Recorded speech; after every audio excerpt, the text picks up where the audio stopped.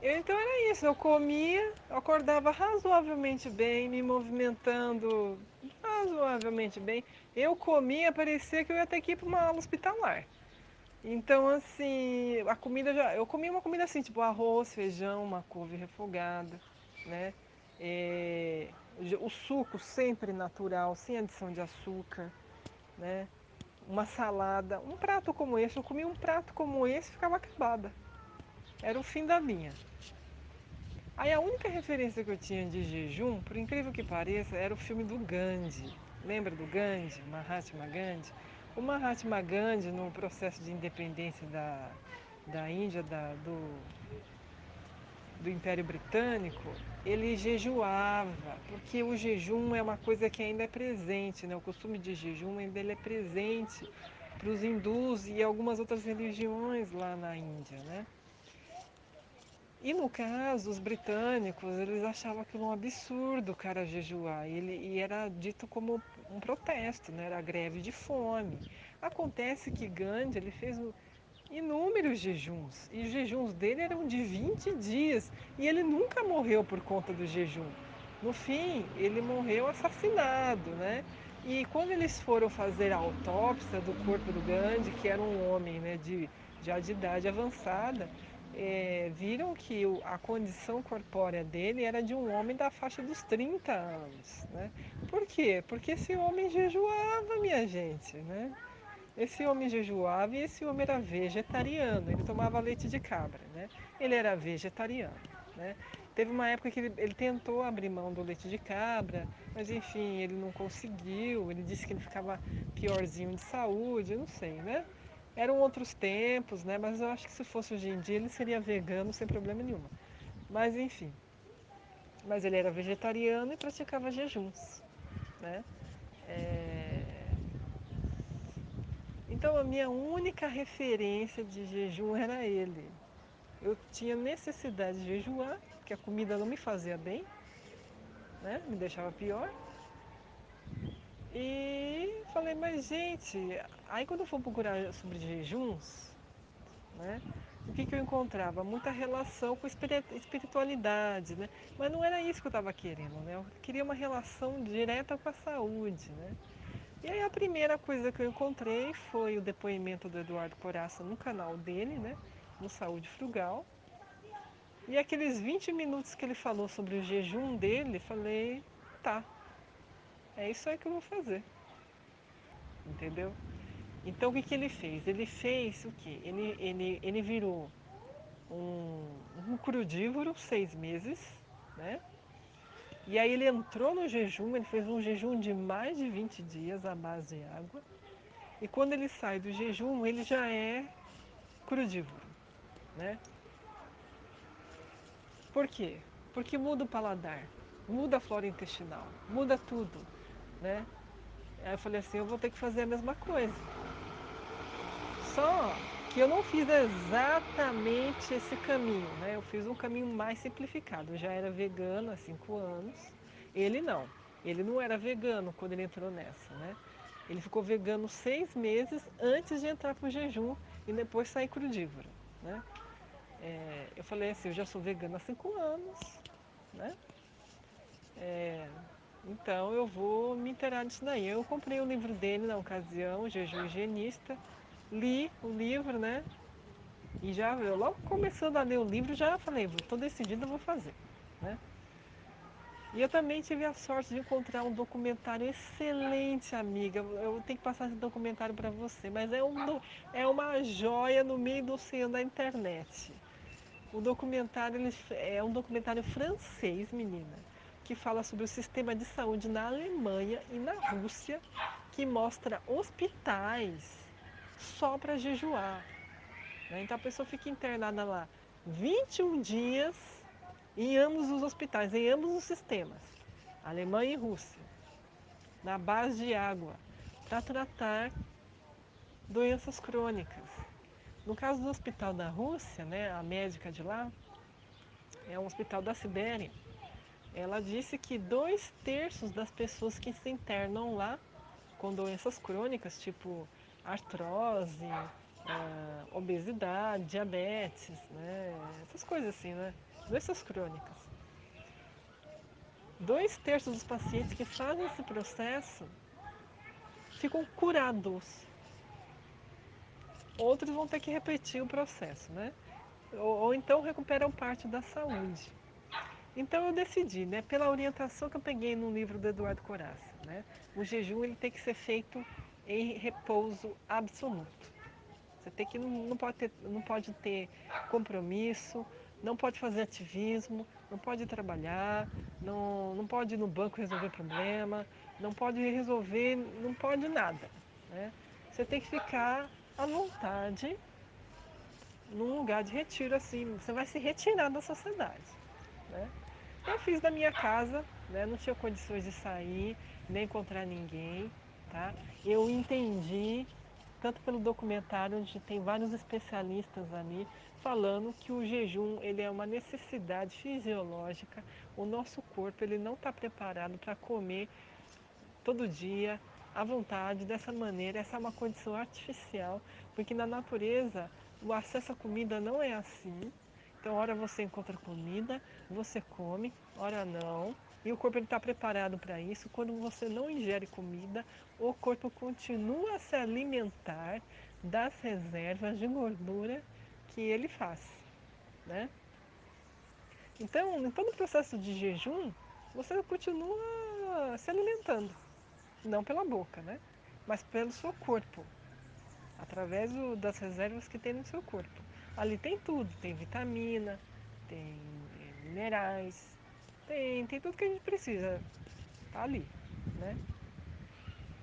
Então, eu me informei sobre isso, fiquei muito empolgada, né? Eu sabia que após o jejum eu deveria entrar numa dieta crudívora, né?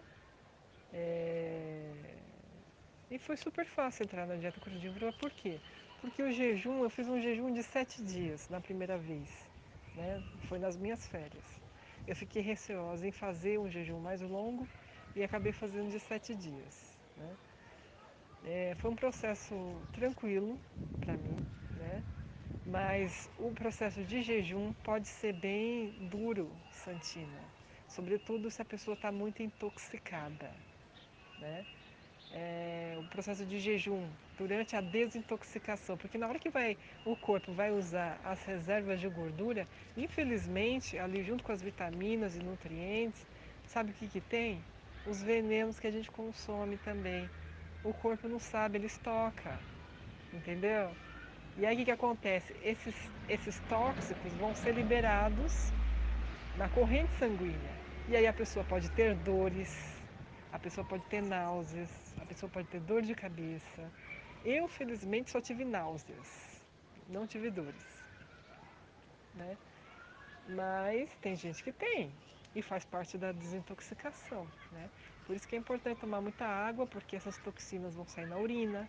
No jejum faz fezes também, entendeu? Você soa, é um suor diferente, porque está liberando tudo que não é bom, está jogando para fora o corpo, né? E como não está tendo a digestão, o corpo ele está gastando energia com a desintoxicação, porque o corpo também ele faz desintoxicação o tempo inteiro. O tempo inteiro ele está desintoxicando. Mas se você está fazendo digestão, né? A digestão ela compete até com o sistema nervoso, né? O sistema nervoso ele consome muita energia do corpo, 20% da energia. Se você está fazendo digestão, é mais 20%, então é 40% da energia do corpo que já está ocupada, né? E o corpo não tem muita energia para fazer as outras coisas, né? Vai ter que se dividir em desintoxicação, produção de hormônio, outras coisas aí, né? É, Então, no jejum, sem a digestão, quem entra com tudo é o processo de desintoxicação, né? E esse processo ele pode ser muito pesado. Ele começa a partir do terceiro dia. No segundo dia é o dia que eu fico melhor. No terceiro dia, menina, dependendo da pessoa, vai ser uma surra, entendeu? Que é o que a gente chama de fase da cetose. Essa fase da cetose está bem descrita no livro do Eduardo Coraça e também está descrita no documentário, né, sobre o jejum. na Rússia e na Alemanha, né? É, essa fase da cetose, de acordo com a médica russa, né, ela dura no máximo 3 dias. Mas é menos, é umas 56 horas que dura. É um pouco mais que 2 dias. Né? E nessa fase mais aguda, né, que o corpo ele vai, nessa fase da cetose é realmente o momento que o corpo ele vai usar as reservas de gordura. E quando ele entrar nas reservas de gordura, aí que é duro, ele vai fazer um trabalho, entendeu? E aí vai liberar toxinas também. Aí, nessa fase, as pessoas que têm doenças crônicas como eu, todos os sintomas pioram. E eu vivo essa fase. Por exemplo, o último jejum que eu fiz agora em recesso, em julho, né, eu tive um recesso de 7 dias, eu fiz um jejum de 4 dias e meio. Né? Então eu entrei na fase da cetose. Quando eu entrei na fase da cetose agora, né, eu vivi a minha condição física de 2015. Dificuldade de levantar da cama, um cansaço imenso. Nossa, sentar, levantar, uma dificuldade. Eu vivi aquele momento lá. Depois eu voltei ao normal, né? Porque assim, eu entrei na fase da cetose, os meus sintomas pioraram muito, mas depois, né, passa, né? E aí eu voltei a me alimentar porque 7 dias de recesso no trabalho é pouco, né? Você tem que ter o tempo para jejuar e o tempo para sair do jejum. Então eu tirei um tempo da semana para jejuar e um tempo para sair do jejum, porque sair do jejum é mais delicado que você entrar, viu? É mais difícil a saída do jejum do que entrar. Então eu saí do jejum com líquidos, os primeiros 2 dias só líquidos, né? Suco com laranja, couve, gengibre, essas coisas assim, suco de laranja, cenoura e beterraba, essas coisas. E no terceiro dia eu comi realmente ali uma pratada de folhas e legumes crus, né? E aí já entrei nos sólidos e tal, né? E já estava boa. Já no terceiro dia já estava como você me viu, né? Eu não posso fazer, eu tenho um certo problema para andar com escadas, né? É, uma escada como aquela lá é uma escada difícil para qualquer um, né? Então eu tenho problemas com aquele tipo de coisa ali, né? É, eu tenho, eu ando devagar, né? Eu sou uma pessoa que anda devagar, mas comparado ao que eu já vivi alguns anos atrás, eu tenho uma outra qualidade de vida, né? Muito superior do que no passado, né? Mas então é isso. O que eu ganhei do jejum? Eu ganhei um novo paladar. Quando eu fui experimentar novamente após o jejum o açúcar mascavo, né, na vitamina, aquilo ali ficou intragável para mim, né? E para minha surpresa naquele momento, né, lá em 2015, quando eu fiz o jejum de 7 dias à base de água, né, é, para minha surpresa, o suco de limão puro era tudo que eu queria naquele momento. O azedo era tudo que eu queria naquele momento. Todos os sabores vegetais naquele momento eram todos bem-vindos, né? Eu nem sabia identificar as coisas ali direito, se era azedo, se era amargo, se era picante, eu queria tudo, né? Tudo. E tudo que era industrializado, por exemplo, eu consumia o cacau em pó. O cacau em pó puro mesmo, 100%, com açúcar mascavo. Aquilo ali ficou intragável para mim depois do jejum. Não ia mais. Eu tomava aquilo ali, nossa, parecia, sei lá, o meu corpo respondia tão mal aquele negócio, mas tão mal. Pra mim, eu tive que abolir. Então, assim, foi isso. Agora, né, depois de que eu passei a jejuar, né, após o primeiro jejum de 7 dias, eu tive um novo paladar. O crudivorismo era só que eu aceitava mesmo, meu corpo só aceitava crudívoro, né? E quando, por exemplo, 3 meses depois, nos meus primeiros 3 meses crudívora, após o jejum de 7 dias, é, eu fui comer uma pipoca. Fui comer uma pipoca. Sabe o que aconteceu no dia seguinte? Eu senti uma dor de ouvido, intolerável que só passou quando eu tomei anti-inflamatório. Tive que tomar um anti-inflamatório, aqueles mesmos medicamentos, porque eu não tolerava. Então, assim, o que eu percebi? A pipoca causou inflamação, porque é uma fritura, né? O meu corpo estava forte o suficiente para responder a isso, com dor, mostrando assim para mim, isso daí, ó, isso daí não serve para nós. Então, tudo que não serve hoje em dia para mim, o meu corpo responde com dor, com mal-estar, com náusea. E quando ele responde assim, eu me afasto. Isso daí não serve para mim. Entendeu? Então, hoje o corpo fala comigo, né? O que eu ganhei depois do jejum? Meu corpo ele fala comigo, né? Então, não é que eu não me atente à comida cozida. Acontece que se eu comer aquilo ali, o que eu vou ter depois? Eu vou ter dor, entendeu? Eu vou ter um mal-estar. Então isso para mim não é mais comida. Isso é evidentemente veneno. Eu tenho aversão a essas coisas. Né? Então não me interessa mais um pastel, uma pizza vegana. Não me interessa mais. Porque o meu corpo ele tem força para reagir negativamente a isso. Que quando ele estava mais enfraquecido, ele não tinha. Né? Eu podia comer uma batata frita com refrigerante, que tudo bem. Entendeu? Eu não ia ter uma resposta tão forte como essa, como tipo uma dor no ouvido, entendeu? E outra coisa, por que é estimulante ficar no crudivorismo? Porque você come e você fica bem. No meu caso, né, que tem doença crônica, né? Eu comia a comida cozida e ficava mal. É claro que eu vou preferir a comida crua se eu como e fico bem depois, né? Porque mais do que comer, a dor é muito maior que o prazer do paladar, entendeu? É, E tem outra coisa, a comida crudívora ela é muito saborosa e tem inúmeros temperos, muitas combinações que você pode fazer. Você pode fazer pão crudívoro, torta crudívora, hambúrguer crudívoro. Tudo que a gente tem na culinária vegana é reproduzível na culinária crudívora vegana, desde macarronada até pizza, entendeu? Desde que a pessoa aprenda as técnicas, né? Assim como a pessoa aprendeu a culinária vegana convencional, ela pode aprender a culinária vegana crua, né? Tem muitos canais no YouTube que ensinam como fazer o macarrão, como fazer a pizza, como fazer um patê, entendeu? Como fazer um queijo crudívoro, como fazer um fermentado, né? Desde que a pessoa se proponha a aprender, ela faz essa parte gourmet, né, do crudivorismo. Mas eu, no dia a dia batidão, pego a folha mesmo, o legume e a fruta e como. Agora que eu não quero fazer uma coisa mais assim, elaborada, se eu tiver tempo, eu uso o processador, eu tenho um aparelhinho também que faz macarrão, né? Então, quando eu estou afim, eu faço essas coisas, né? Quando eu tenho tempo, eu gosto também, né?